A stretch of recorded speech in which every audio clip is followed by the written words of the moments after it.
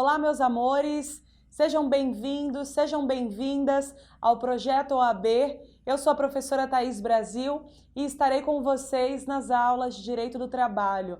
Essa que é a melhor matéria que você vai estudar durante a sua preparação para o exame da ordem. Tenho certeza que você será um sucesso na sua prova e aí eu conto já com seus estudos na sua apostila para a nossa aula de hoje. Hoje nós vamos começar com a parte introdutória, falando dos princípios, dos requisitos da relação de emprego e fique aí ligadinho comigo, espero que você se divirta, celular, escondido, caderninho aí ao lado, apostila junto contigo e a CLT no coração. Vamos lá! Olha só, pessoal, os princípios, eles possuem uma função que a gente chama de ou função tríplice função, ou função tripartite. Isso por quê? Porque os princípios trabalhistas, eles possuem a função inspiradora, interpretativa e normativa. Inspiradora, voltada ali principalmente aos legisladores. Interpretativa, voltada à interpretação de fato da lógica trabalhista. Já normativa, relativo às normas. Você tem aí na sua tabelinha as minúcias relativas à função tripartite, então você provavelmente já está aqui só revisando esse conteúdo. Começando aqui pelo princípio da proteção. O princípio da proteção é o princípio mais importante. Alguns pensadores ou doutrinadores compreendem, inclusive, que esse é o único princípio que existe na lógica trabalhista, que existe nos estudos do direito do trabalho. Isso por quê? Porque aqueles que não entendem que esse é o único, entendem que todos os demais derivam deste princípio, que é o princípio da proteção. Então, grave bem, entenda bem, compreenda bem o princípio da proteção, porque ele, de fato, é o nosso principal, ok? O princípio da proteção, ele traz a lógica de que cabe ao direito do trabalho proteger a parte mais fraca da relação. Se eu estou falando de relação aqui, no estudo de direito do trabalho, será de que tipo de relação que eu estou falando? Da relação entre empregado e empregador.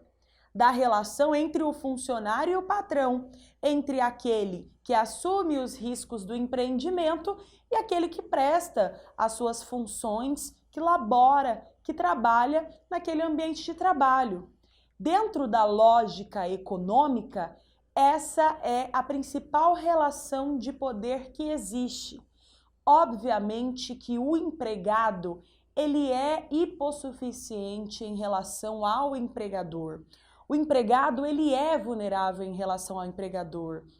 Não pelas suas condições físicas, pelas suas condições, talvez financeiras, familiares, mas pela condição de que ali, naquele ambiente, naquela relação, o empregado é subordinado ao empregador.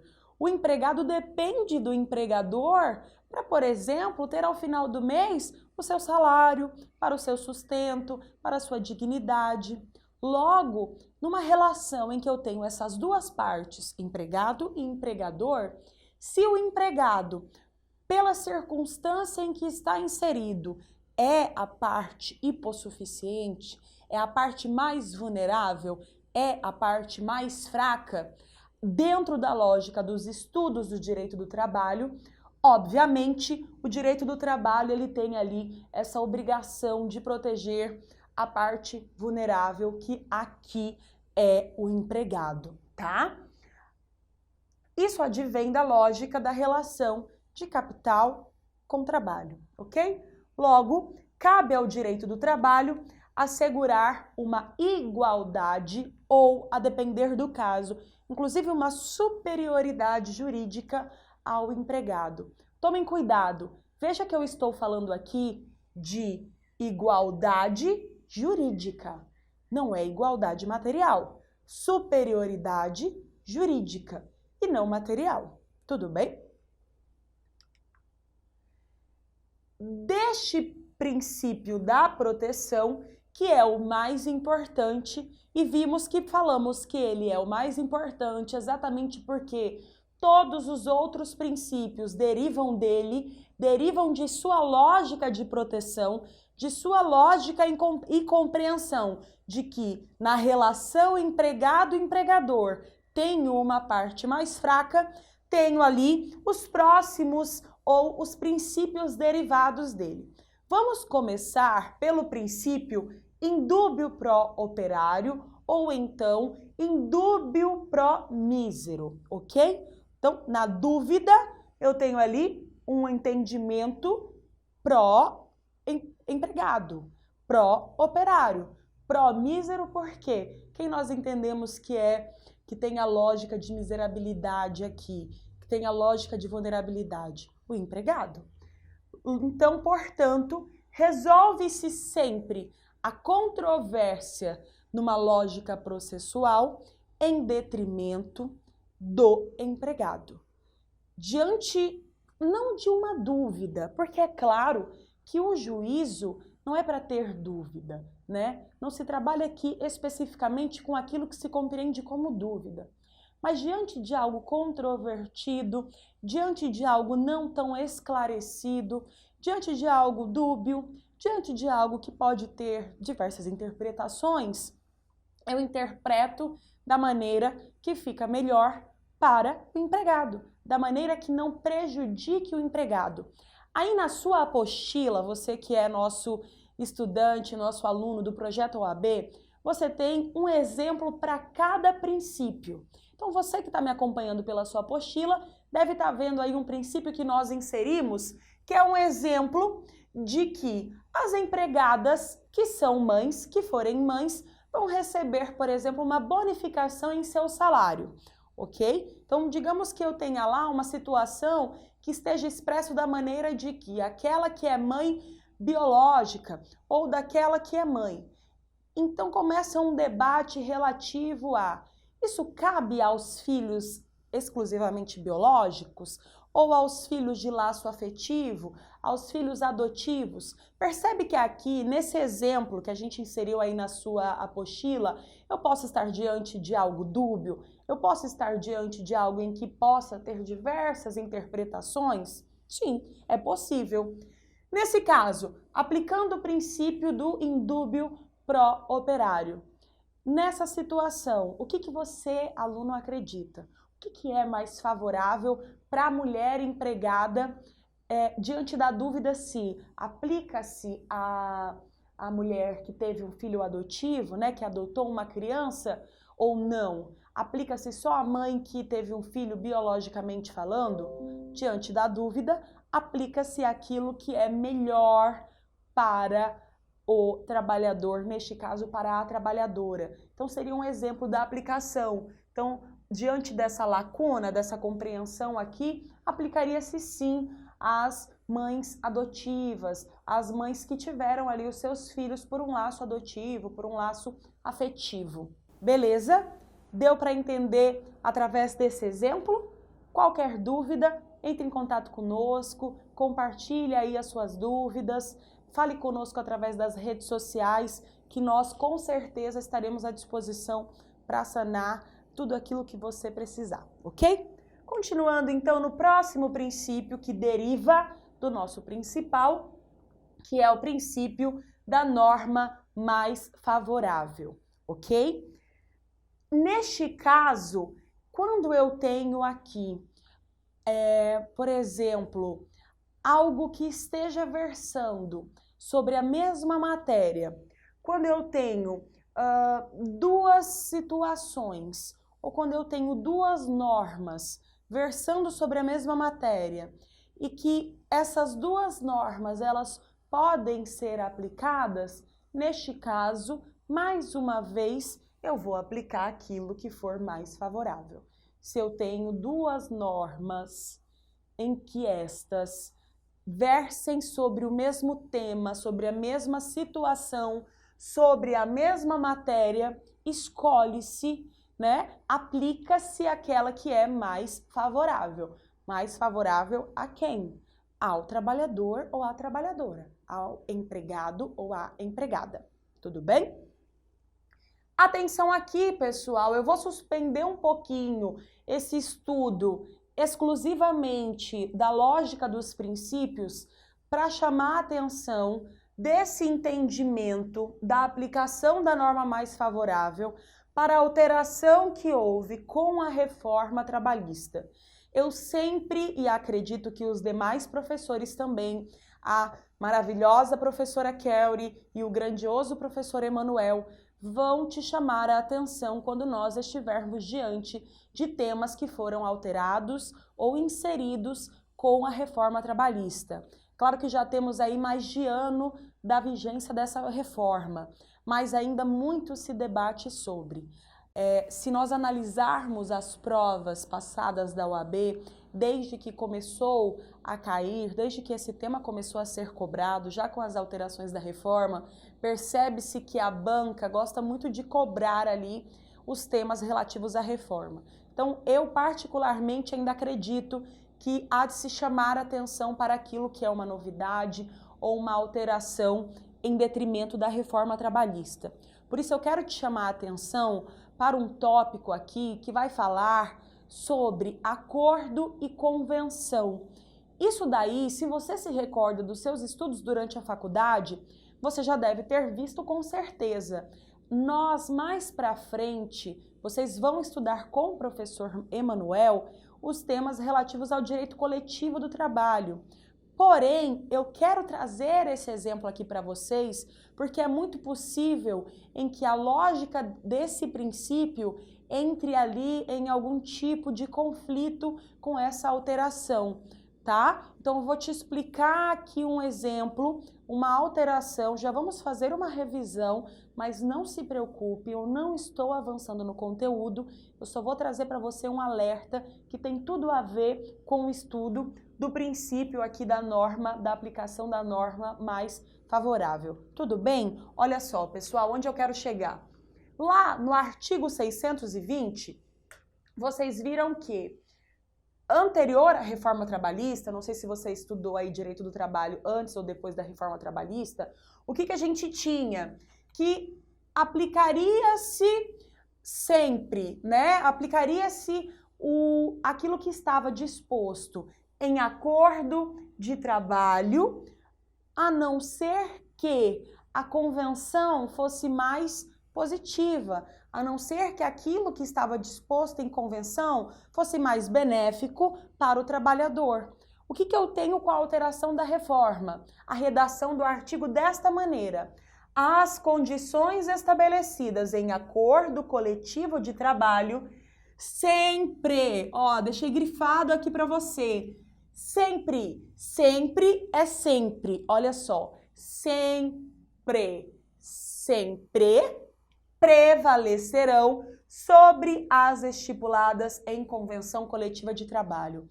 Ou seja, quando eu tenho uma convenção e também tenho um acordo versando sobre o mesmo tema ou que recaia sobre o mesmo grupo ou sobre o mesmo trabalhador ali em análise, o que prevalece?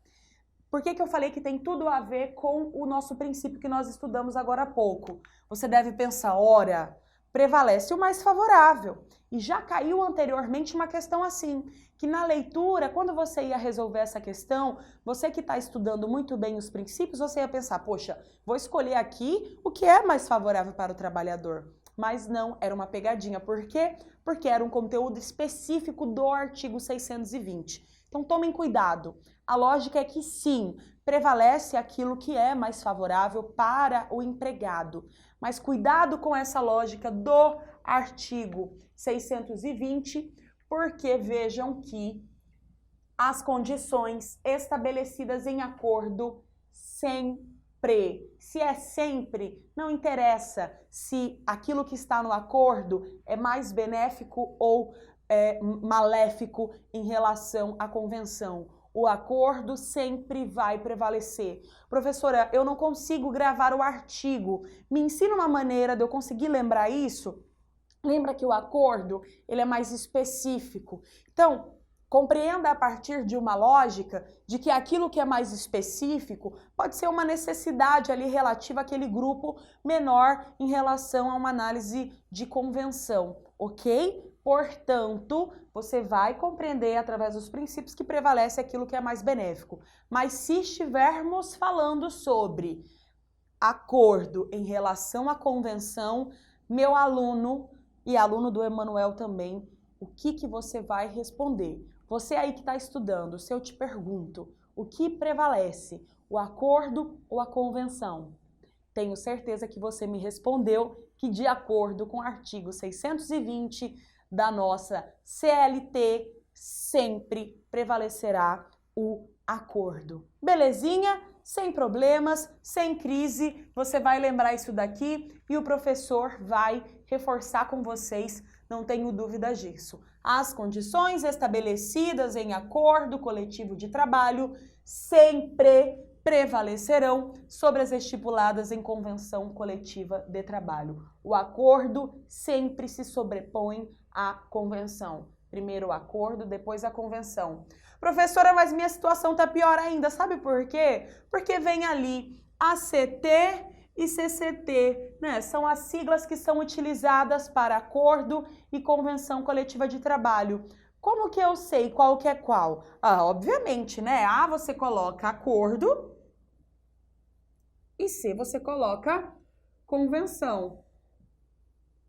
Tá bom, professora, mas você me falou que o acordo, ele é mais específico. Como é que eu vou saber que o acordo, como é que eu vou lembrar que o acordo é mais específico que a convenção?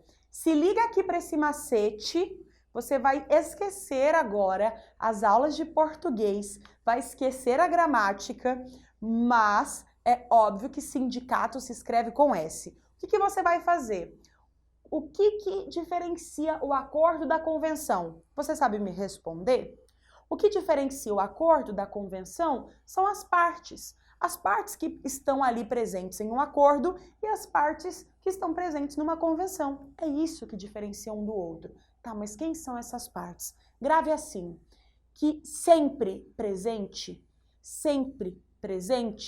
está o sindicato que representa o trabalhador. O sindicato que representa os trabalhadores. Pense por essa ótica. Quem é mais vulnerável? É o empregado ou o empregador? Mais vulnerável é o empregado, né? Já vimos isso. Lembra lá, vamos revisando já. Ok. Se o empregado ele é o mais vulnerável, ele precisa sempre estar representado aqui para a lógica disso que a gente está vendo agora. Tudo bem? Tudo bem. Então, o que eu estou te dizendo é que tanto no acordo quanto na convenção, eu tenho a presença de quem? Do sindicato de trabalhadores, do sindicato de uma categoria em específico. Então, eu tenho aqui só um sindicato. Nossa, professora, você não sabe escrever sindicato? Sindicato é com S. Você faltou aula de português? Não, sindicato é com S. É só para que você utilize aqui uma diquinha para que você não se esqueça mais a diferença entre acordo coletivo e convenção coletiva, ok? Tá bom, professora, você falou que aqui tá sindicato. E daí, o que eu faço com isso? Aí você vem aqui em CCT, que é convenção coletiva, e você vê que tem 2 Cs. Se onde tem um C tem um sindicato, onde tem 2 Cs tem quantos sindicatos? 2 sindicatos. O que você vai fazer? Colocar sindicato e sindicato. Olha! Péssimo na gramática, não me escreva, por favor, sindicato com C, porque é com S, mas agora você vai entender que o quê? Onde eu tenho ACT, que é A de acordo, eu tenho um sindicato. Se eu já disse que o Sindicato dos Trabalhadores está sempre presente, significa que o quê? Que em sede de acordo eu tenho a presença do Sindicato dos Trabalhadores negociando ali com a empresa diretamente. Já, se aqui eu tenho 2 sindicatos e se um necessariamente, automaticamente, é o sindicato dos trabalhadores, da categoria em específico. O outro sindicato é de quem? O sindicato patronal. Ok? Qual é mais específico? Aquele que trata diretamente com a empresa. O mais específico prevalece. Então, mais uma vez eu te pergunto, acordo e convenção. Quando eu estou diante de uma convenção mais benéfica, prevalece o quê? O acordo ou a convenção? Prevalece o acordo. Porque, de acordo com o artigo 620 da CLT, sempre prevalecerá o acordo. É sempre, meu amigo, não há exceção, nenhuma exceção, o acordo sempre prevalece. Quer ver como que caiu uma vez uma questão mais ou menos assim? Se eu não me engano, era uma questão que tratava sobre FGTS, sobre horas extras. Digamos que a convenção ela tinha ali um valor percentual de 60% de horas extras e o acordo tinha um valor de 55% de adicional de horas extras. E aí a questão perguntava, qual que prevalece? E aí a pessoa ali no automático pensaria, opa, prevalece o mais benéfico, né? Pela lógica dos estudos, dos princípios, mas não. Por quê? Porque o acordo pós-reforma trabalhista prevalece sobre a convenção. Portanto, a resposta correta era, acho que 55%, não me recordo, então prevalece sempre o acordo, ok? Podemos fechar, finalizar, pular para a próxima. Tenho certeza que você gravou, que você compreendeu, que você estudou. Lembre-se sempre de revisar o seu conteúdo. Lembre-se que o que você tem nas mãos é uma joia, tá? É uma raridade, a melhor apostila que tem aí no Brasil e você vai revisar e vai compreender todo o conteúdo através dos estudos em casa anteriormente e pós dar uma revisadinha também, tá? O que a gente faz aqui é só dar uma reforçada. Podemos voltar aos estudos dos princípios? Vamos lá. Princípio da condição mais benéfica.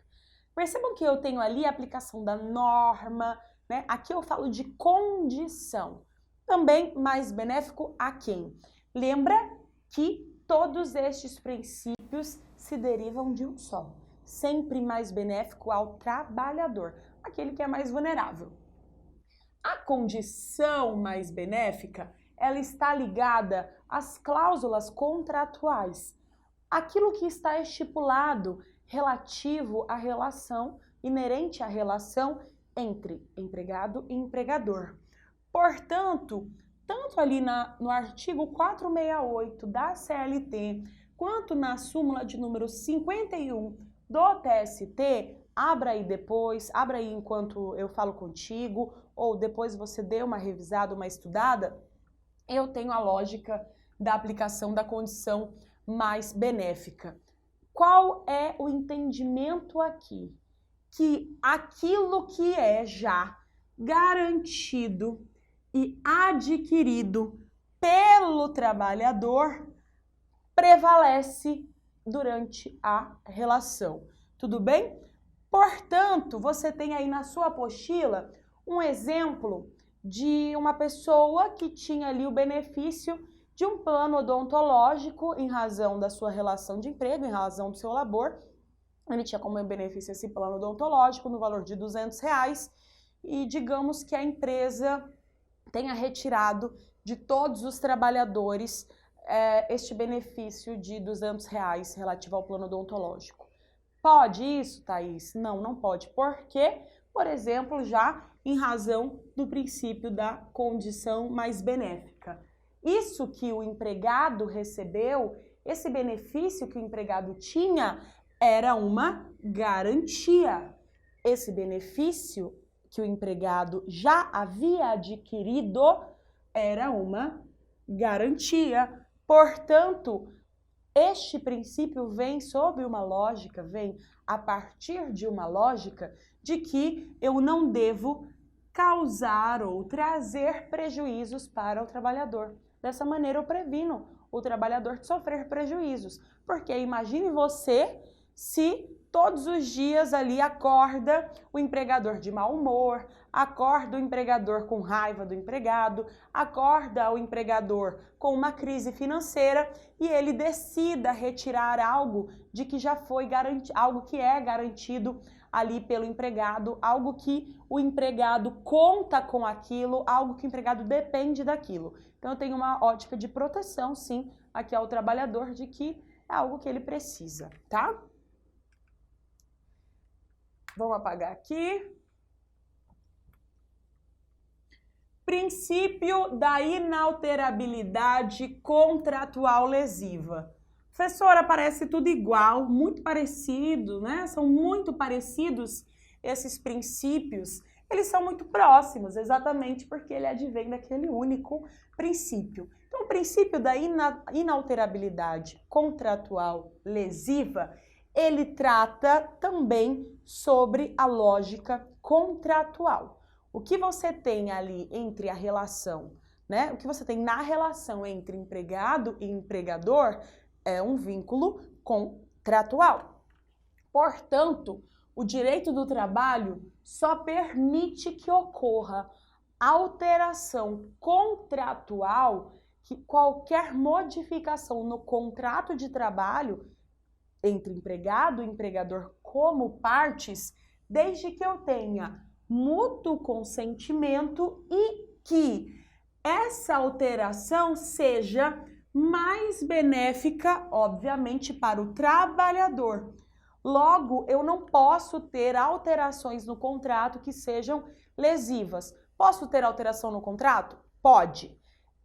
Só porque o empregador quer? Não. Preciso que tenha ali um consentimento mútuo. Eu e você, empregado e empregador, as duas partes. Desde que essa alteração não seja negativa, não seja prejudicial ao trabalhador, para que ele não sofra prejuízos. Tudo bem? Bem tranquilo aqui, também ali de acordo com o 468 da CLT. E aí, tá tranquilo? E você que não gostava de direito do trabalho, tá vendo que é uma delícia, vai ficar melhor ainda. Essa é a melhor matéria que existe. Você daí talvez estudou direito civil, aí você deve ficar pensando, nossa, não vejo a hora do projeto OAB upar a aula de direito do trabalho, que é quase que um lazer, é o seu momento ali de descanso, né? Você vai deixar de ir ao shopping com a sua crush para poder assistir a aula de direito do trabalho. Você vai falar, não quero jogar hoje minha bola, não quero hoje ir ao cabeleireiro, não quero fazer compras, não quero passear, porque hoje eu tenho um super encontro com a professora Thaís de Direito do Trabalho, que é o momento mais especial da minha semana. Vamos lá? Princípio da indisponibilidade dos direitos trabalhistas. Em que se resume esse princípio? De que o trabalhador não pode renunciar os seus direitos enquanto trabalhador. O trabalhador não pode abrir mão de seus direitos. Os direitos trabalhistas, os direitos do trabalhador são irrenunciáveis. Isso em regra. O exemplo que tem aí na sua apostila é um exemplo em que, digamos que a empresa esteja passando por uma crise financeira e aí, para que a empresa não feche, para que a empresa não quebre, e aí essa empresa ela conta com mais de 100 empregados, mais de 100 colaboradores, o patrão, o empregador vai lá e diz assim, olha pessoal, eu não vou conseguir pagar o 13º de vocês, e se eu pagar o 13º de vocês, a empresa vai quebrar, eu vou falir, ninguém mais vai ter emprego, eu vou ter que mandar todo mundo embora porque as portas da empresa vão fechar, vai ser muito feio para todo mundo, eu preciso que vocês contem comigo, preciso que vocês colaborem comigo, né? Essa é a lógica ali de que o empregador precisa contar com a ajuda do empregado. Ok, tudo bem. Neste caso, o que provavelmente o empregado, que é o mais vulnerável, vai pensar? Poxa, Primeiro que é o meu patrão que está falando comigo, né? Eu tenho ali uma lógica de subordinação. Lembra que o empregado ele é mais vulnerável por quê? Porque ele depende do patrão, ele depende daquele emprego, ele depende daquela empresa, ele depende, né, de prestar serviço naquele local e, em contrapartida, receber o seu salário para se alimentar, para ter lazer, para pagar sua faculdade, né, para cuidar de seus filhos, enfim, do seu sustento e de sua família. Logo, qual é o problema aqui? Quem assume os riscos do empreendimento é o empregador. A assunção dos riscos do empreendimento é sempre do empregador. Tanto que quando o empregador lucra, quem lucra é só ele. Da mesma maneira que se o empregador quebra, quem quebra é ele. Quem deve assumir os riscos do empreendimento é o empregador. Não interessa e nem deve interessar para o empregado se a empresa está indo muito bem, obrigada, ou se a empresa está indo de mal a pior. Digo financeiramente falando, tá? Digo em relação aos seus direitos trabalhistas e não em relação às demais questões sentimentais ou, enfim. Estou dizendo sobre os direitos do trabalhador. Portanto, aqui, o princípio da indisponibilidade dos direitos trabalhistas está atrelado a essa lógica de assunção dos riscos do empreendimento. Logo, nesse exemplo que eu dei, que está aí na sua apostila, sobre o empregador, diante de uma crise financeira, sugerir deixar de pagar o 13º e digamos que o empregado concorde com isso, porque ele não quer ver ali a empresa de portas fechadas, porque ele depende daquela empresa para trabalhar, ele diga, não, patrão, tudo bem, sem problemas, não vou precisar do 13º. O empregado, ele não pode fazer isso, em regra, né? O empregado, ele não pode abrir mão dos seus direitos. O 13º, ele é um direito do trabalhador. Portanto, a lógica é essa. Os direitos trabalhistas, eles são irrenunciáveis. Obviamente, porque ele vem sob essa ótica de proteção, porque é necessário que a CLT, é necessário que o direito do trabalho proteja o trabalhador. Então, se ele tira essa proteção dele, ele vai estar ali numa ótica de vulnerabilidade muito maior. E aí não valeria de nada todas as normas, né, todos os artigos e princípios aqui dentro da ótica, dentro da lógica do direito do trabalho. Tudo bem? Só que esse princípio, ele não tem um caráter absoluto. Porque a gente tem as exceções quando a gente tem os acordos e as convenções. Então, diante de um acordo trabalhista, que inclusive perante juízo, né, em juízo, alguns direitos, eles podem até ser renunciados, mas dentro dessa ótica, dentro dessa situação de acordo, tá? Em regra geral, não. Princípio da primazia da realidade. Esse princípio eu vou começar te explicando de uma maneira diferente, mas como eu sei que você já estudou na sua apostila, você já tá craque, já poderia explicar para mim.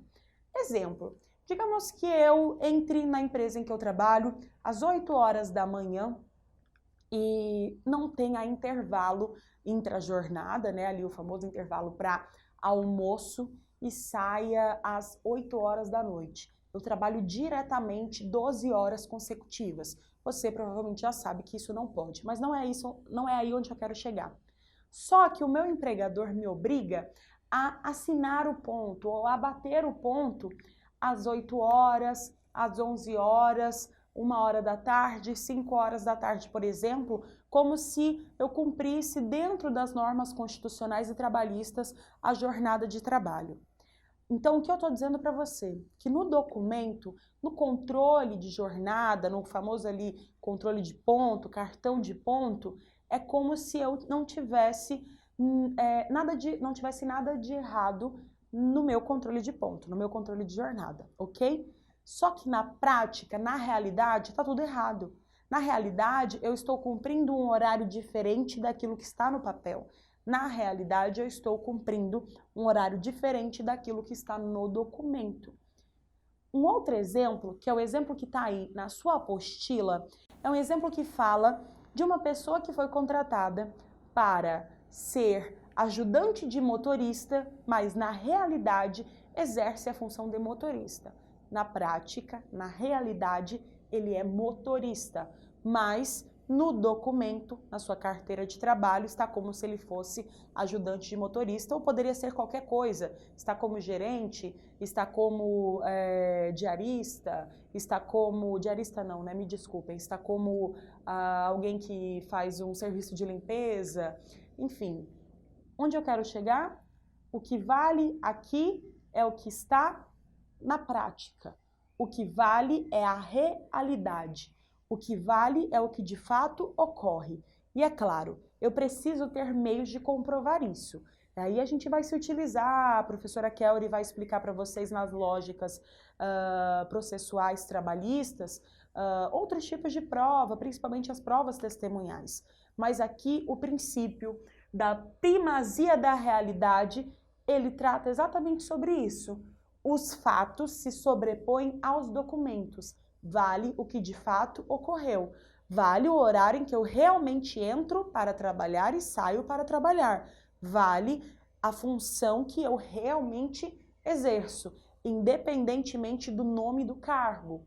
Independente daquilo que está inserido no meu documento, vale aquilo que eu pratico, aquilo que eu realizo. Então, a primazia da realidade. Tanto faz o que está no documento, se na prática o que se tem é outra coisa. E aí é lógico que na ótica processual eu vou precisar comprovar, né, que na prática se fazia, né, uma outra coisa, que na prática eu tenho uma outra realidade. Princípio da continuidade da relação de emprego. Você que já trabalhou, você que trabalha, ou conhece alguém que trabalha, ou depois pega aí a carteira de trabalho de alguém, você vai pegar e vai ver que lá tem uma data. Essa data é de quê? De admissão. Você já ouviu alguém falar assim, eu tenho 3 meses de trabalho, eu tenho 10 meses para trabalhar. Ou alguém te contrata e te diz, você vai trabalhar durante 10 meses, você vai trabalhar durante 15 meses. Professor, eu conheço um caso. Claro, tem as exceções. Essas exceções são as exceções relativas do contrato a termo, ou o contrato que a gente tem ali com tempo determinado. Porque, em regra, os contratos de trabalho, eles possuem tempo indeterminado. Ele não tem tempo para terminar. Você é contratado e, em lógica, você tem ali uma relação de vigência indeterminada. Não há tempo para finalizar, a não ser que seja um contrato de tempo determinado, um contrato a termo. Tudo bem? Então, em resumo, o princípio da continuidade da relação de emprego, ele versa sobre isso, né? Que a relação de emprego, ela tem sim um condão de continuidade, um viés de continuidade.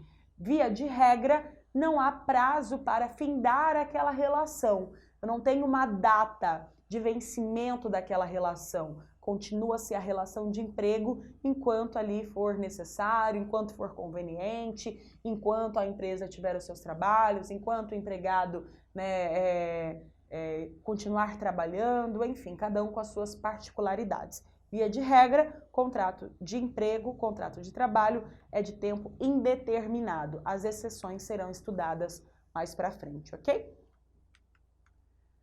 Pessoal, finalizamos então os estudos específicos relativos aos princípios trabalhistas.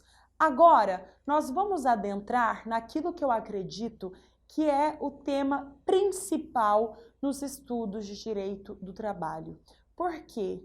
Porque se o núcleo dos estudos é a relação de emprego, é a lógica entre empregado e empregador, eu preciso compreender quem é o empregado e quem é o empregador para compreender todo o outro universo relativo ao direito do trabalho. Então é isso que a gente vai ver agora. Tudo bem? Vamos lá? Relação de trabalho e relação de emprego. Aí na sua apostila tem um recorte, assim como esse, que ele é do artigo 2º da CLT. Eu peço para que você acompanhe comigo. Então, abra aí a sua CLT ou abra a sua apostila. Lembrando que essa aula ela está de acordo com linha por linha, capítulo por capítulo da sua apostila. Você pode acompanhar enquanto você vai abrindo aí o artigo 2º da CLT. Se quiser dar uma pausa, procurar o artigo, anota para ler depois também. Eu vou ler com você. Vamos lá? Artigo 2º. Considera-se empregador a empresa individual ou coletiva que, assumindo os riscos da atividade econômica, admite, assalaria e dirige a prestação pessoal do serviço. Olha quanta informação a gente tem aqui que a gente já viu. Olha lá. Quem que é, então, lá no artigo 2º, eu tenho conceito e todas as outras características em relação ao empregador, né, ou a empresa ali. Então, quem é o empregador? A empresa que pode ser individual ou coletiva, que assume os riscos da atividade econômica. Lembra que eu falei? Quem é que assume os riscos do empreendimento? O empregador. Assalaria, dirige a prestação pessoal do serviço. Equiparam-se ao empregador, para os efeitos exclusivos da relação de emprego, os profissionais liberais, as instituições de beneficência, as associações recreativas ou outras instituições sem fins lucrativos que admitirem trabalhadores como empregados. Segura um pouquinho esse parágrafo primeiro, que já já eu vou voltar aqui. Mas em resumo, quem é o empregador? É a empresa ou a pessoa física? A pessoa física pode ser empregador, não coloque na sua cabeça que é só um CNPJ, que é só um grupo, né? Um dentista, por exemplo, que é um exemplo de profissional liberal, ele pode ser um empregador, sim. Aqui você tem a lógica da empresa, o conceito de quem é o empregador lá no início da CLT, no nosso artigo 2º. Tudo bem? Então, vamos continuar. Já no artigo 3º, eu tenho o conceito do empregado. Então, a nossa outra figura na relação de emprego. Já vimos o empregador, citou acelerada. Se você não está compreendendo ainda, calma lá que a gente vai aprofundar nos estudos. Tudo bem? Olha só. Considera-se empregado quem? Toda pessoa física que prestar serviços de natureza não eventual a empregador sob a dependência deste mediante salário. Em resumo, onde está o empregador na CLT? Artigo 2º. Onde está o empregado na CLT? Artigo 3º. Pronto, matou a charada. Se você quer compreender quem é o empregado e quem é o empregador, artigo 2º, artigo 3º, artigo 2º, artigo 3º, não tem falha, tá bom? Vamos lá. Ou seja, o que eu tenho no artigo 2º e no artigo 3º? Os requisitos para que eu tenha uma relação de emprego. Concorda comigo? Então, olha lá. Empregador assume os riscos da atividade econômica, assalaria, dirige a prestação pessoal do serviço. Empregado tem que ser pessoa física, vejam bem, eu disse a você, não confunda. Empregador pode ser, sim, pessoa física ou pessoa jurídica. Empregado só pode ser pessoa física, pessoa natural, tá? Pessoa física que prestar serviços de natureza não eventual. Então, não pode ser de natureza eventual, não pode ser de vez em quando. Há que se ter uma constância naquela relação, há de se haver uma constância na prestação desse serviço. Tudo bem? Não eventual ao empregador, sob a dependência deste mediante salário. Obviamente, aqui ele tem que receber. Tá bom, Thaís? Já entendi o artigo 2º e o artigo 3º, mas não entendi aí quais são os requisitos. Isso aqui é batata, isso despenca não só em OAB, às vezes não pode cair diretamente, mas você precisa desse entendimento, dessa compreensão para a relação de emprego, cai em prova, cai em concurso, você precisa levar isso no seu coração. Se você quer pegar na minha mão, entrar no meu coração e ganhar o passe da nossa nave dos estudos de Direito do Trabalho, você precisa entender isso aqui comigo, tá? Quais são os requisitos para que eu tenha uma relação de emprego? Vamos lá? Onde está isso? Artigo 2º, que fala do empregador, artigo 3º, que fala do empregado. Olha lá, amores. Requisitos para a caracterização da relação de emprego. Para que eu tenha uma relação de emprego, tudo isso aqui tem que estar presente. Se eu não tiver isso aqui presente, eu não tenho uma relação de emprego, tá? Se eu não tiver um desses itens, um desses requisitos presentes, não é uma relação de emprego. Então, olha lá. Tem que ser pessoa física, tem que haver pessoalidade na prestação desses serviços, ou seja, o labor, a prestação do serviço, ela deve ser realizada propriamente por aquele empregado. Se o projeto OAB contratou a Thaís para dar aula de direito do trabalho, eu não posso chamar a minha irmã, o meu pai, a minha mãe, qualquer outra pessoa, a minha amiga, para me substituir. Se você contrata a Maria porque ela tem aquele currículo, porque ela é simpática, porque ela presta os trabalhos de maneira impecável, porque ela é uma grande profissional, você está contratando a Maria, com as características da Maria, e não qualquer outra pessoa aleatória. Portanto, há que se prestar este serviço com pessoalidade. Não pode enviar uma outra pessoa para substituir. Aí é claro, em exceções, em um caso ou outro, é claro que isso às vezes pode acontecer, né? Com a autorização do empregador. Em um caso ou outro, isso não quebra a pessoalidade, tudo bem? Mas em regra geral, presta-se o serviço com pessoalidade porque é aquele empregado quem deverá prestá-lo. Subordinação. Obviamente, o empregado, ele é subordinado ao empregador. O empregado está ali sob dependência e também recebe ordens de quem? Do empregador. Quem manda é o chefe. Quem manda é o empregador. O empregado é subordinado ao empregador. O empregado, a não ser que ele tenha, dentro de algum limite, uma carta branca para poder fazer algum tipo de, tomar algum tipo de decisão de maneira livre, ele está subordinado ao empregador. É o empregador quem manda, é o empregador quem ensina, é o empregador quem gerencia, é o empregador quem dita o horário, é o empregador quem dita o local, é o empregador quem dita o uniforme. Enfim, há uma relação de subordinação entre o empregado e o empregador, ok? E aí, onerosidade. O que há aqui na relação de emprego? Uma lógica de contraprestação. Então, o empregado trabalha e o empregador remunera. O empregado presta o seu serviço, a sua atividade, o empregador paga por aquela atividade. Um trabalho voluntário, ele pode ser um trabalho, ele é um trabalho, mas ele não é um emprego. Por quê? Porque não há onerosidade. Portanto, uma relação de emprego deve ter sim pagamento.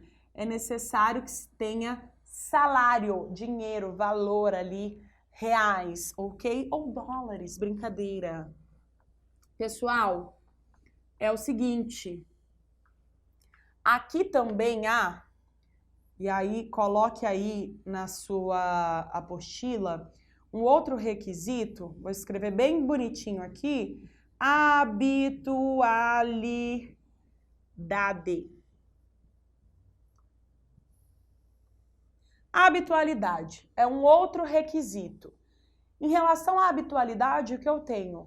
Essa lógica de constância. A gente falou ali na leitura do artigo 3º. Eu não posso ir um dia trabalhar na terça, aí eu vou daqui 2 semanas, aí na outra semana eu não vou, aí na outra semana eu vou a semana inteira, e aí depois eu vou o dia que eu quero. Não, eu tenho uma habitualidade, eu vou todos os dias, ou vou, sei lá, de segunda a quinta, de segunda a sexta, de segunda a sábado. Há uma habitualidade naquela relação de emprego. Tem-se ali uma constância naquele trabalho, na prestação dos serviços. Tudo bem?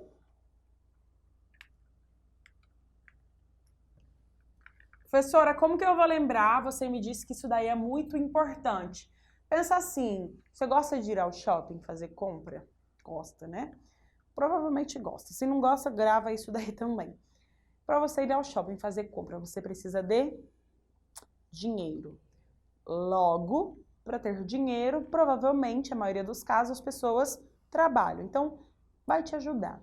Pensa, para que eu vá ao shopping, eu preciso de emprego, ok? Então, você vai lembrar, quando você tiver que guardar ali os requisitos da relação de emprego, você vai escrever S-H-O-P-P,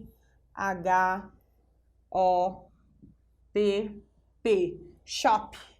Ou para quem gosta de uma cachaça, também pode ser chopp com S, mas acho que shop fica melhor. Enfim, S-H-O-P-P. O que é isso?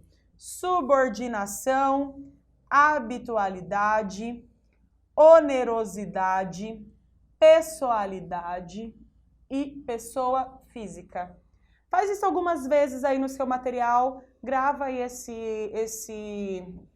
essa dica que você vai se lembrar para sempre da prof, ok? Talvez vocês já até tenham visto isso, tá? Não fui eu que criei, só estou relembrando. Pessoal, olha só, eu sei que não dá para ler aqui essas letrinhas, mas na sua apostila você tem esse quadro. Eu quero que você ache aí comigo exatamente esse quadro que está na sua apostila. O que que você tem aqui?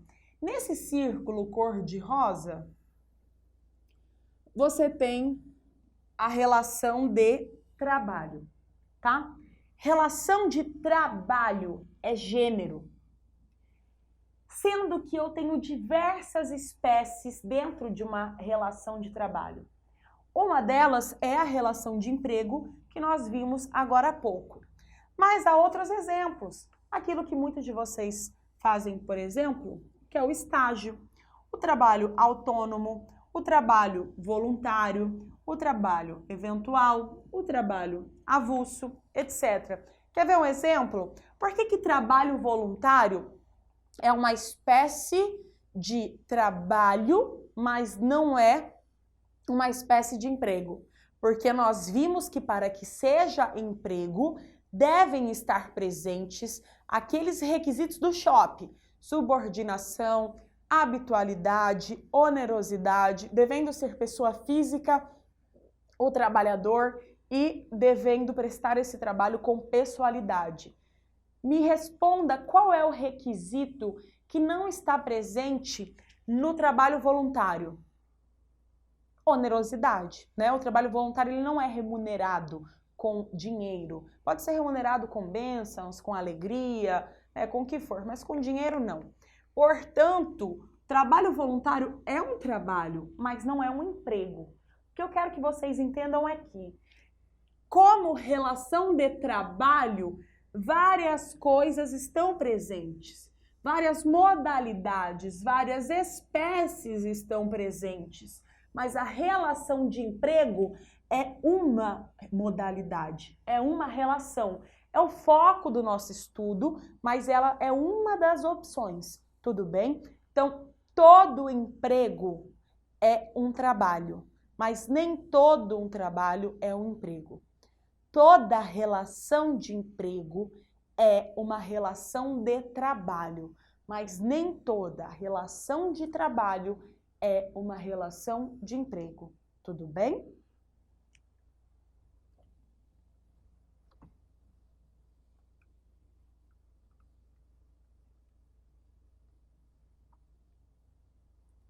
Vamos lá, adiante.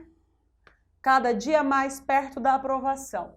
Relações empregatícias especiais. Meus amores, aqui há diversas modalidades dessas relações empregatícias especiais. O que eu vou fazer aqui com você agora, na nossa videoaula, é só pegar alguns pontos principais, algumas divergências principais para que vocês se recordem, mas eu peço que você esteja muito atento na sua apostila, tá certo? Olha lá. Uma delas, empregado doméstico ou empregada doméstica, ali advindo da Lei Complementar de número 150 de 2015. Quais são as principais características que tornam esse tipo de relação como uma relação especial? Primeira característica, ela se dá em um âmbito familiar, não é um âmbito empresarial. E este âmbito familiar, ele não pode ter uma finalidade lucrativa. Então, a empregada ou o empregado doméstico, ele precisa laborar em um ambiente familiar, em uma casa, né, de família, e este ambiente não pode conter nenhum fim lucrativo. Quer ver um exemplo? Às vezes eu posso ter na minha casa esse estúdio. Enfim, às vezes eu posso dormir na sala ao lado e ter esse estúdio aqui na minha casa. E aí, na minha cozinha, eu faço bolos e vendo por um aplicativo do celular, por uma rede social. E ali na minha sala, eu tenho um escritório de advocacia. Tá tudo errado, né? Mas tem um escritório de advocacia. É o meu lar. Pode ser que a minha família inteira more aqui. Não deixa de ser um ambiente familiar. Mas percebam que, inserido nesse meu ambiente familiar, eu tenho diversos pontos, diversas, né, microempresas, empresas, enfim, em que tem sim um fim lucrativo. Então aqui, este empregado doméstico, esta empregada doméstica, ela deve elaborar em um ambiente familiar que não tenha nenhum fim lucrativo, tá? Ou então às vezes tem uma pensão, um hotel, não pode. Neste caso aqui, esta empregada ou empregado tem que elaborar mais de 2 vezes por semana. É aquela grande polêmica, o que se foi por um tempo uma grande polêmica de tem uma diarista que vai 1 vez por semana, 2 vezes por semana na minha casa. É empregada, né? É empregado. Se esta pessoa labora mais do que 2 vezes por semana, sim, é a característica aqui deste empregado ou desta empregada, tá? Então, ambiente familiar não lucrativo, mais de 2 vezes por semana. Outra característica que ela é diferente das outras relações de emprego é que a idade mínima para essa relação de emprego especial, que ela se dá em âmbito doméstico, é de 18 anos de idade. E outra característica que também é diferenciada é que o valor do FGTS, do percentual do FGTS, diferente da relação de emprego, né, geral, ali comum, que é de 8%, aqui do empregado doméstico ou da empregada doméstica é de 3,2%. Tomem cuidado com algumas pegadinhas ou às vezes com o seu próprio entendimento. Quando eu falo empregada doméstica ou empregado doméstico, eu não estou falando só daquela pessoa que faz aquele serviço de limpeza, né, que cozinha, que cuida do lar. Pode ser babá, pode ser motorista, pode ser jardineira, pode ser jardineiro, pode ser um cuidador, enfim. Se labora naquele ambiente doméstico, não realiza nenhuma atividade, né, especializada ali, que se tenha um outro regramento voltado para aquela função, está presente aqui sim. Aí na sua apostila tem essa observação, tome atenção nisso. Não é só aquela pessoa que executa aquele serviço de limpeza, de cuidado com a casa. Pode ser também outro tipo de função exercida num lar que também é compreendida nessa relação especial de emprego dentro dessa lógica da lei complementar, ok? Trabalhador hipersuficiente. Mais uma vez, eu chamo a atenção de vocês para um assunto que foi introduzido, que é uma inovação da reforma trabalhista.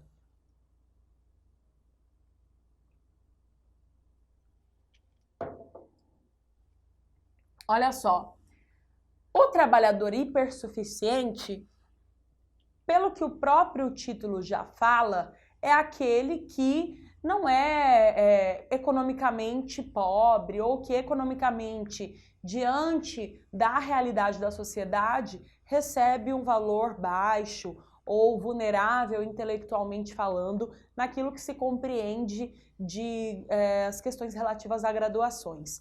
Quem é a figura do trabalhador hipersuficiente aqui? quais são as características inerentes a um empregado, a um trabalhador, para que ele seja considerado um trabalhador hipersuficiente.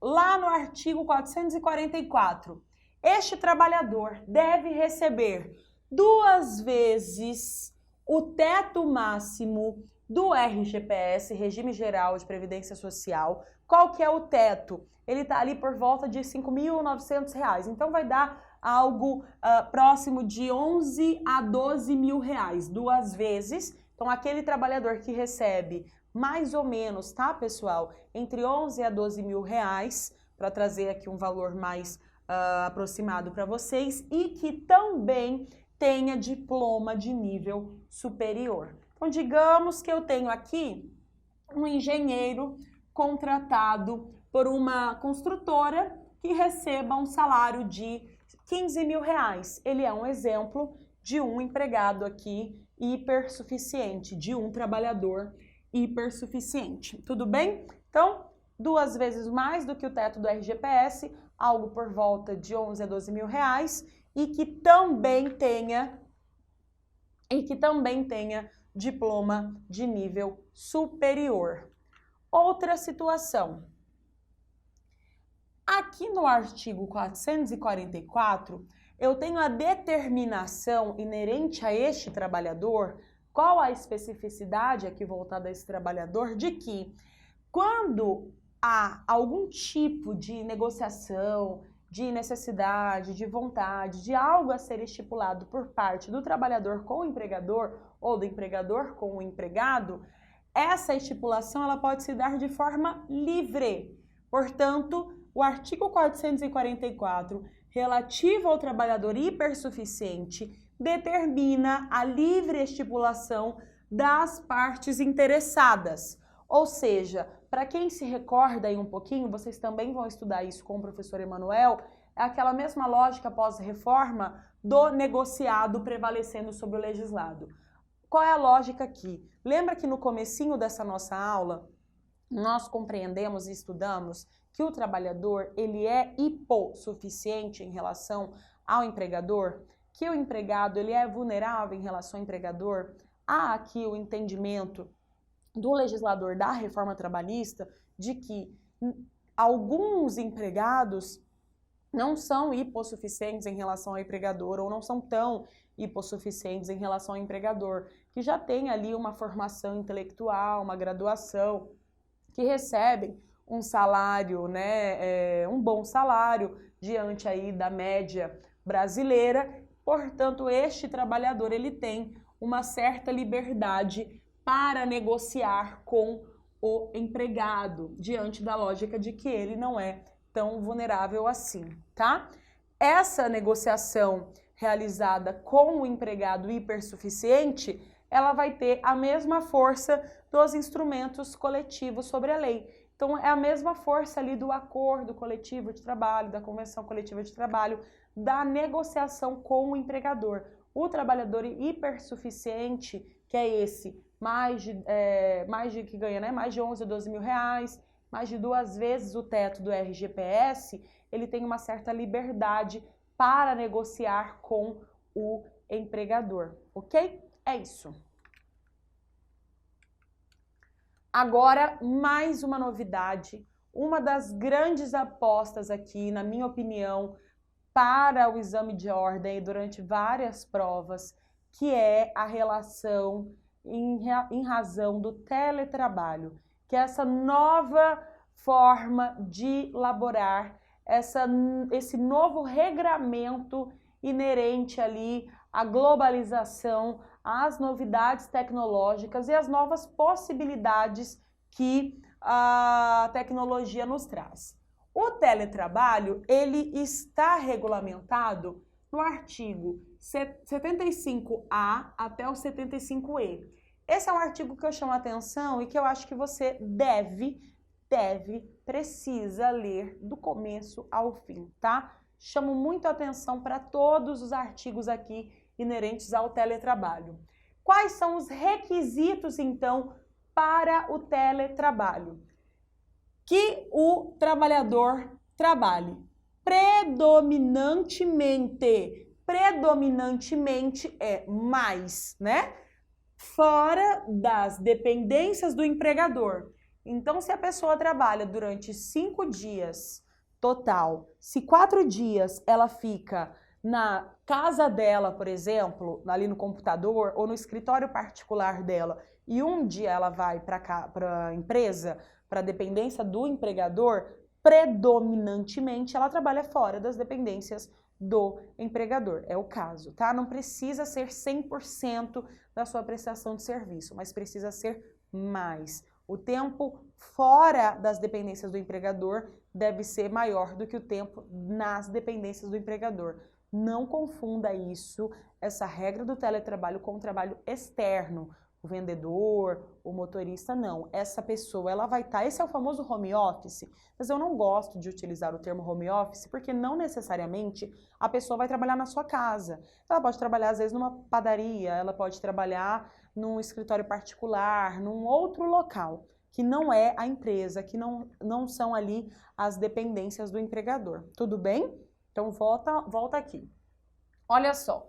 Então, trabalhar. Primeiro requisito. Trabalhar predominantemente fora das dependências do empregador. Segundo requisito, utilizar tecnologia da informação ou comunicação, celular, tablet, computador, câmera, enfim, telefone para o exercício do trabalho. Não submetido, este trabalhador não é submetido ao controle de jornada. Portanto, isso já caiu na OAB. Portanto, o trabalhador que está laborando na modalidade de teletrabalho não faz jus ao pagamento de horas extras, adicionais e intervalos, ok? Adicional de hora extra, adicional noturno, enfim.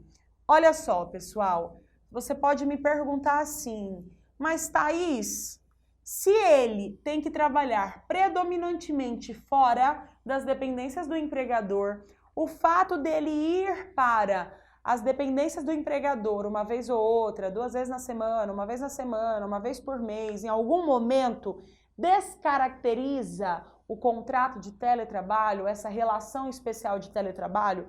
Não, não descaracteriza. Tá? A CLT já traz um dispositivo específico esclarecendo isso e também você tem aqui a simples interpretação de que aquilo que é predominantemente não é exclusivamente fora das dependências do empregador.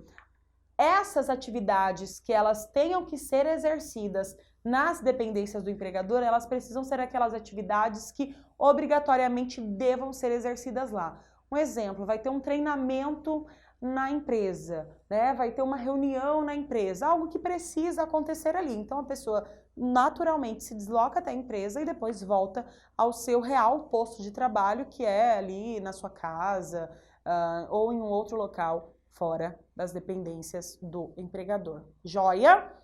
Continuando no teletrabalho, como deve ser o contrato do teletrabalho?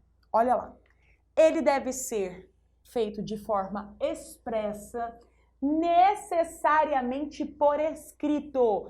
Por que eu digo necessariamente por escrito? Porque, meus amores, regra geral, não necessariamente o contrato de trabalho, o contrato de emprego geral, não aqui teletrabalho, ele pode ser feito de forma oral. Eu posso dizer, João, você quer vir trabalhar na minha empresa amanhã? Olha, o meu segurança, ele tá trabalhando em outro lugar, eu tô precisando de segurança, vai lá amanhã, se eu gostar de você, eu vou te contratar, eu te pago 2 salários mínimos por mês e é isso. Ok. Ele vai, começa a trabalhar, veja, eu tenho um contrato com essa pessoa, eu tenho um papel? Não, tem ali, alguns doutrinadores compreendem até que não há necessidade do papel, porque eu tenho ali a própria carteira de trabalho, mas não é onde eu quero chegar, o que eu quero chegar aqui no teletrabalho, eu tenho que ter um contrato escrito, né? Uma folha ali, as letrinhas organizadas.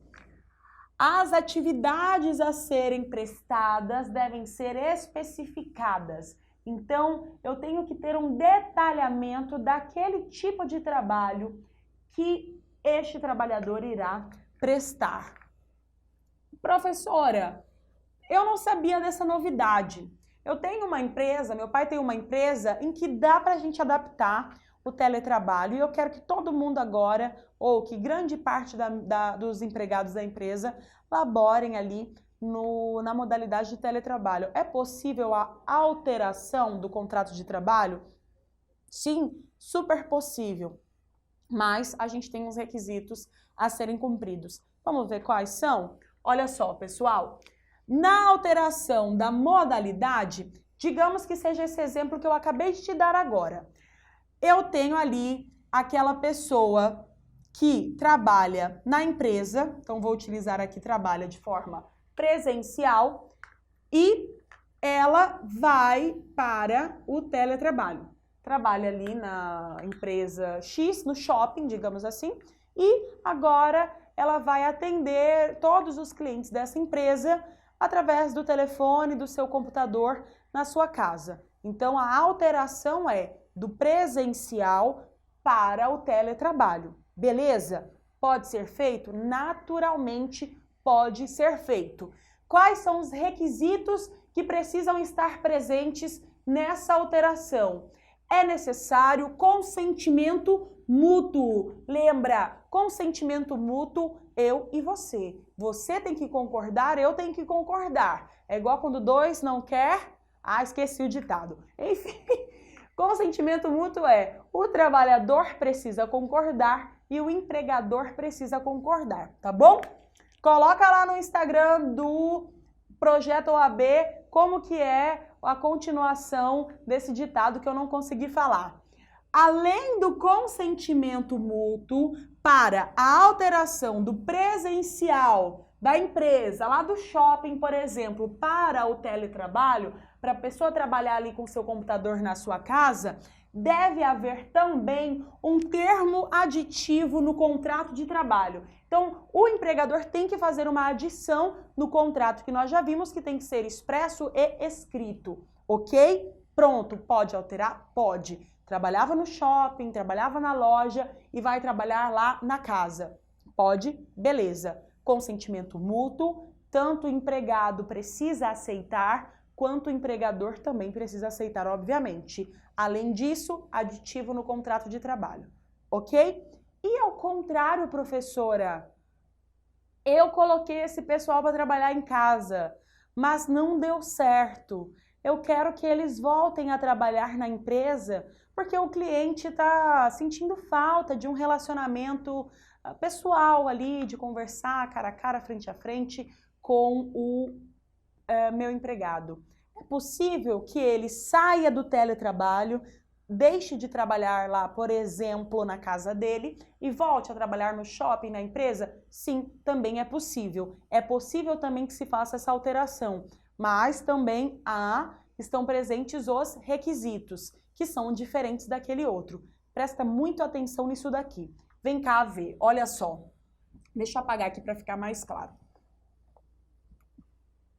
Quando a pessoa estava na modalidade de teletrabalho, que ela já pode ter sido, inclusive, contratada automaticamente assim, tá?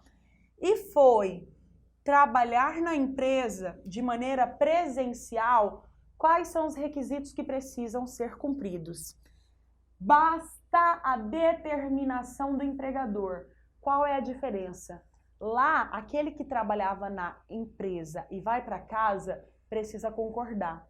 Aquele que trabalhava em casa e vai para a empresa não tem que concordar. Basta que o empregador determine. Não há mútuo consentimento. Aqui o ditado, e esse eu lembro, é: manda quem pode, obedece quem tem juízo. Então o empregador manda e o empregado obedece, ok? Além disso, deve-se respeitar uma transição de 15 dias. Fora isso, o registro em aditivo contratual. Presta atenção aqui. Nós vimos que tanto do teletrabalho para casa tanto do teletrabalho para a empresa quanto da empresa para o teletrabalho, tem o aditivo contratual. Então, grava aí que o aditivo contratual, ele é um requisito que sempre está presente. Tudo bem? Como que você vai fazer para lembrar agora qual que é a determinação do empregador, em qual que eu tenho o mútuo consentimento e qual que eu tenho a regra de transição? Me responda uma coisa. Em regra, onde é que a gente trabalha?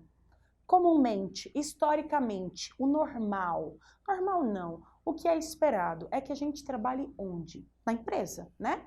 Nas dependências do empregador. Portanto, para aquele local onde já se espera em que se trabalhe, para aquele local onde costuma ser a regra da prestação do trabalho, eu não tenho que aceitar. Eu tenho só que cumprir, porque eu trabalho ali, eu presto serviço para aquela empresa, eu presto serviço para aquele empregador.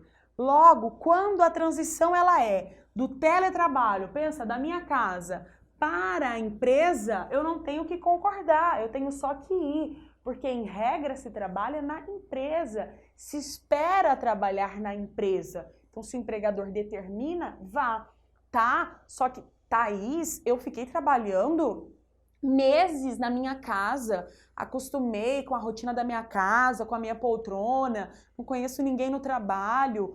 E aí, como que vai ser esse processo? Ora, estava confortável na minha casa, tô indo para a empresa? Lembra que aí é saudável que se tenha um período de transição. Então você pode utilizar essa regra. Estava em casa, gostosinho, confortável, né, para alguns. Então a minha casa eu estou acostumado. A empresa não. Então, se para ir para a empresa eu preciso me acostumar, onde que você acha que é mais lógico ter a regra de transição? Para ir para a empresa. Logo, da casa para a empresa, do teletrabalho para a empresa, o patrão determina, o empregador determina e respeita-se os 15 dias da transição.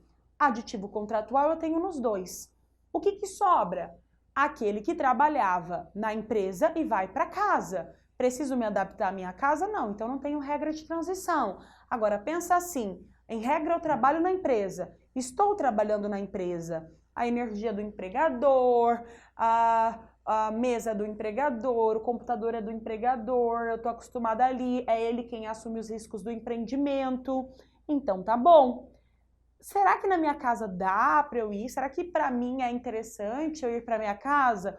Então eu também tenho que concordar. Logo, lá na transição, que é da empresa para o teletrabalho, necessita do mútuo consentimento. Eu vou para a minha casa, o meu trabalho vai para a minha casa. Então eu preciso concordar, né? Se na minha casa é um espaço em que se dá para trabalhar, em que há a possibilidade de adaptar ali um espaço de home office, um espaço de teletrabalho para poder prestar os meus serviços, a minha mão de obra. Só lembra, essa é só uma dica para que você não se esqueça, mas lembra que não necessariamente o teletrabalho precisa ser prestado na casa do trabalhador, tá? É só para que você lembre a regra de transição. Ok, amores? Então, continuando.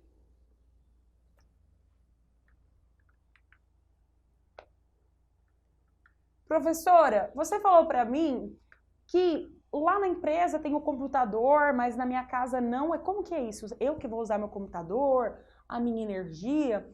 Tudo isso, pessoal, vai ser acordado entre empregado e empregador. Mas, em regra, o empregador deve fornecer os equipamentos tecnológicos e manter tanto a manutenção desses equipamentos quanto a infraestrutura necessária para a prestação desse serviço, para a prestação do trabalho. Se estragar alguma coisa, o empregador também precisa pagar, né, a mão de obra dessa manutenção. Todas as despesas que forem previstas para este labor, elas devem ser arcadas pelo empregador. E aqui, tudo aquilo que o empregado arcou deve ser reembolsado, ok? Tudo isso também deve estar ali em contrato. É claro, pessoal, que o fato de se trabalhar em casa não significa que as regras de segurança do trabalho não estejam aqui presentes, não sejam necessárias. Então, também em teletrabalho, né, no home office, se for o caso, a segurança do trabalho, ela deve ser assistida, que ela deve ser prevista. O empregador deve orientar de forma expressa o trabalhador.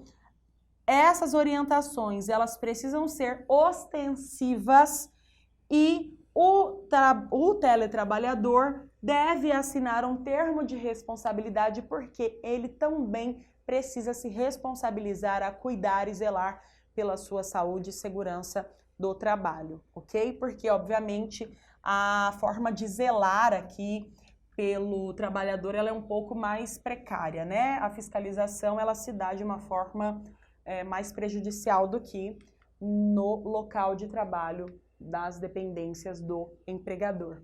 Beleza? Finalizamos o teletrabalho. Mais uma vez, eu peço para que vocês leiam e releiam minuciosamente os artigos relativos a teletrabalho. Todos os artigos são muito importantes e, como é uma novidade com a reforma trabalhista, assim como todas as demais, são as minhas apostas para, assim, durante um bom tempo, para as nossas provas da OAB, ok? Relações de trabalho. Ausência de requisito necessário para a relação de emprego. Anteriormente, nós vimos que relação de trabalho é gênero e relação de emprego é uma das espécies. Eu tenho diversas outras espécies ali dentro da relação de trabalho. E nós vimos que para que eu tenha uma relação de emprego, os requisitos lá do SHOP ou do SHOP, eles precisam estar presentes. Vamos relembrar? Subordinação, habitualidade, onerosidade, deve-se trabalhar com pessoalidade, tem que ser pessoa física. Aqui, então, eu tenho outros tipos de trabalho ou trabalhadores que não são figuras de uma relação de emprego, não são empregados, mas que eles têm ali leis próprias que trazem todos os regramentos relativos às suas relações próprias. O que eu vou fazer aqui é uma leitura rápida dessas figuras que você, que será o nosso aluno do projeto OAB, que contará com o melhor material, com a melhor apostila, terá isso mais para frente trabalhado, estudado, as suas dúvidas serão sanadas, tá? Mas para que a gente complemente, vem aqui comigo. Olha só, trabalhador autônomo, o trabalhador eventual, o trabalhador avulso portuário, trabalhador avulso não portuário, trabalhador voluntário, já falamos sobre ele, estagiário, que é a maioria ali de vocês, e profissional parceiro, que é uma regra específica para aqueles profissionais de institutos de beleza, então salão de beleza, spa, enfim, oficinas, né, ali, salas de beleza, certo?